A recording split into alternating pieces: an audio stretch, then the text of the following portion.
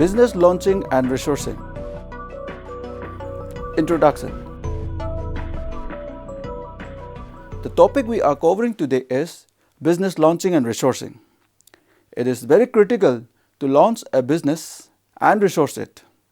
After the business plan is scientifically formulated, to implement successfully, entrepreneurs must complete a number of activities designed to channel his efforts in the right direction to achieve the goals in the business plan. The important milestone of activities include understanding customer relationship management, understanding psychological influences on customers, understanding sociological influence on customers, product and supply chain management, pricing and credit decisions, and promotion and product.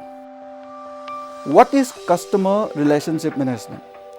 Customer relationship management means different things to different firms. To some, it is symbolized by simple smiles or comments such as "thank you" and "come again," communicated by employees to customers who have made a purchase. For others, customer relationship management embodies a much broader marketing effort, leading to nothing short of complete customization of products and or services to fit individual customer needs.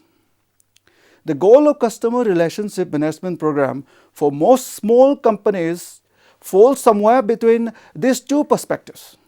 Formally defined, customer relationship management is a company-wide business strategy designed to optimize profitability and consumer satisfaction by focusing on highly defined and precise customer groups. Customer relationship management is a mindset. The implication of the customer-centric strategies, which put customers first so that the firm can succeed. Customer relationship management involves treating customers the way the entrepreneur would want to be treated if he or she were a customer. The business version of the global rule. Importance of customer relationship management to a small firm. A firm's next sale comes from one of the two sources: a current customer or a new customer. Obviously, both current and potential customer are valued by a small firm, but sometimes current customers are taken for granted and ignored. While marketing efforts devoted to bringing new customers into the fold are obviously important, keeping existing customers happy should be an even higher priority. To be successful in the long run, small firms need to concentrate on building positive transactional relationships with customers. A transactional relationship is an association between a business and a customer that relates to a purchase or a business deal. Customers who have positive interactions with a business usually become loyal customers.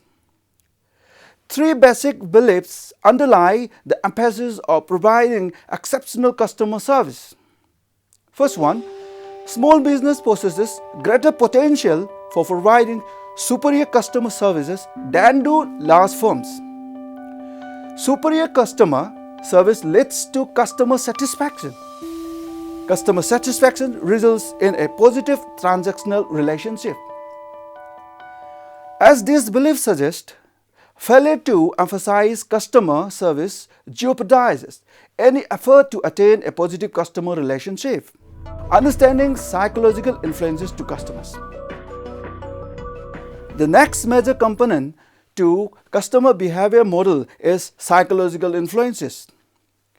The four psychological influences that have the greatest relevance to small business are needs, perception, motivation, and attitudes. Let's try to know what is need. Needs. Needs are often described as the starting point for all behavior. Without needs, there would be no behavior. Although consumer needs are innumerable, they can be identified as falling into again four categories: physiological, sociological, psychological, and spiritual.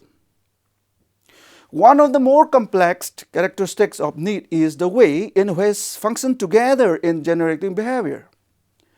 In other words, various needs operate simultaneously, making it difficult to determine which need is being satisfied by a specific product or service. Nevertheless, careful assessment of the needs behavior connection can be very helpful in developing marketing strategy.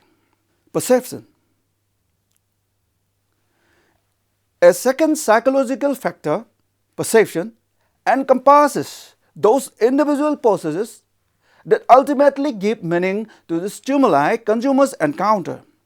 When this meaning is severely blocked, consumer perception can cloud a small firm's marketing effort and make it ineffective.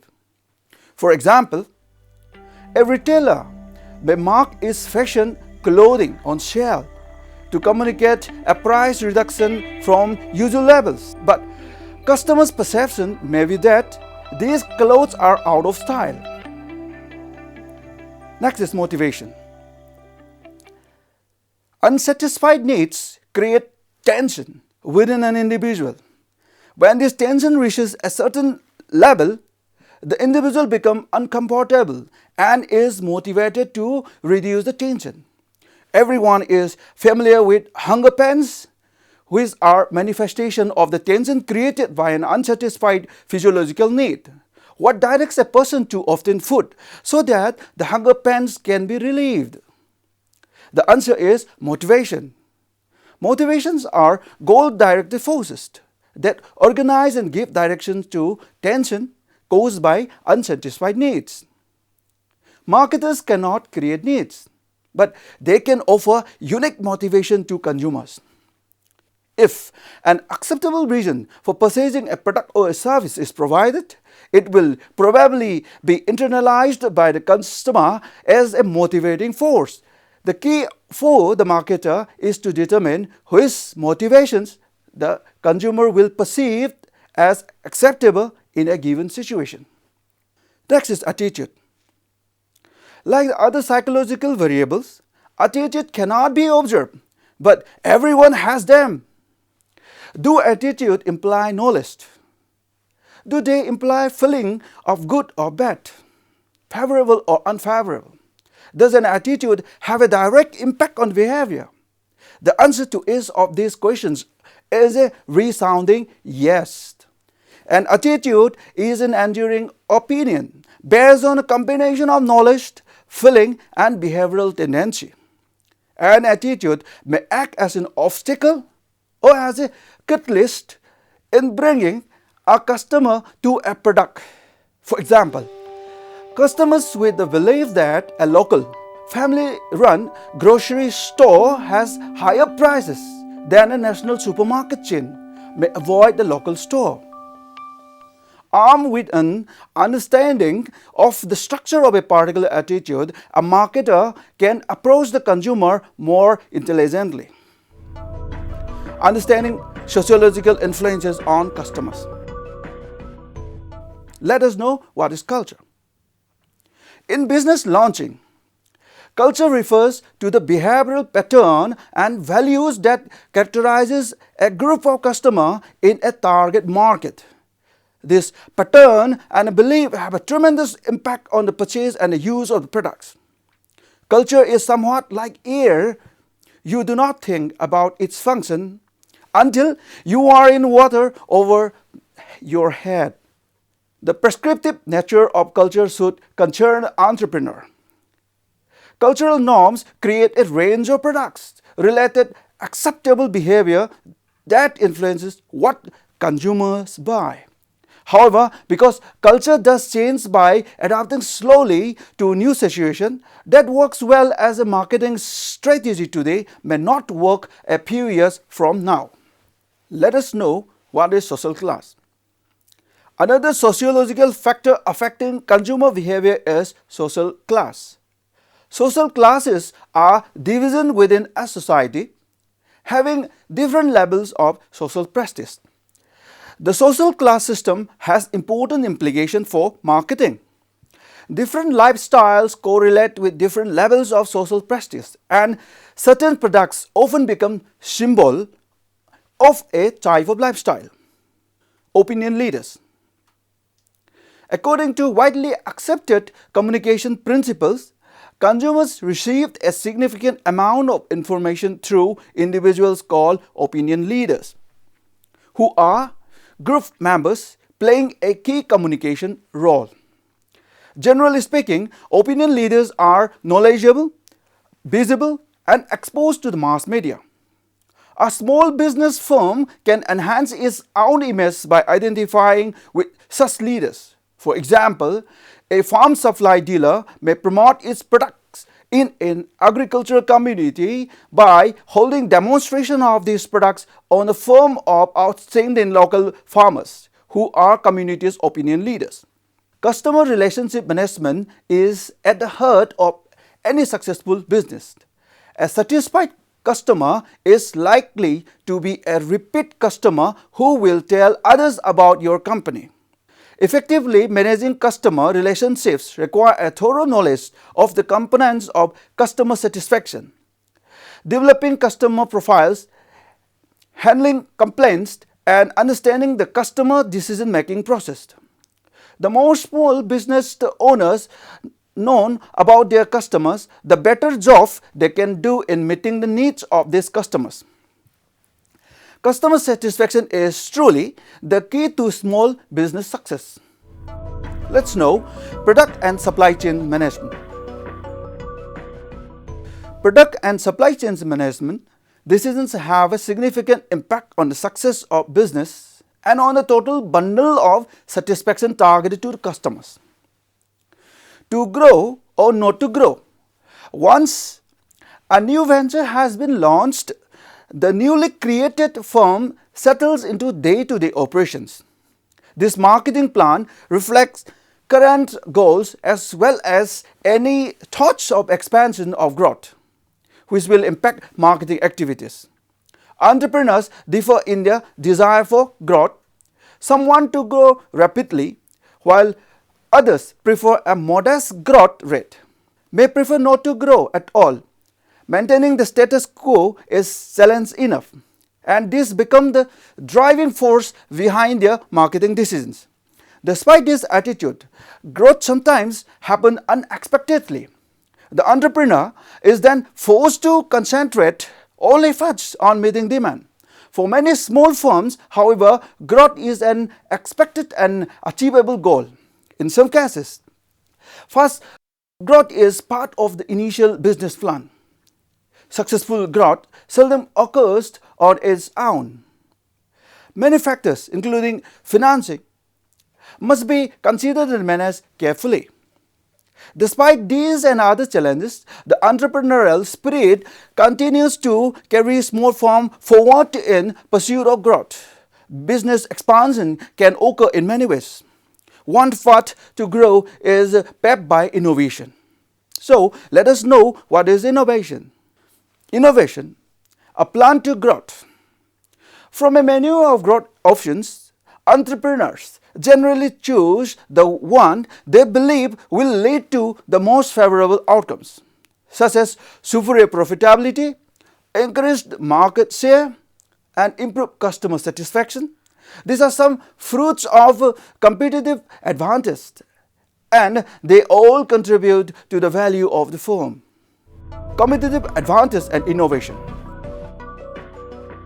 Well-known economist Joseph Sumter viewed entrepreneurship as creative destruction.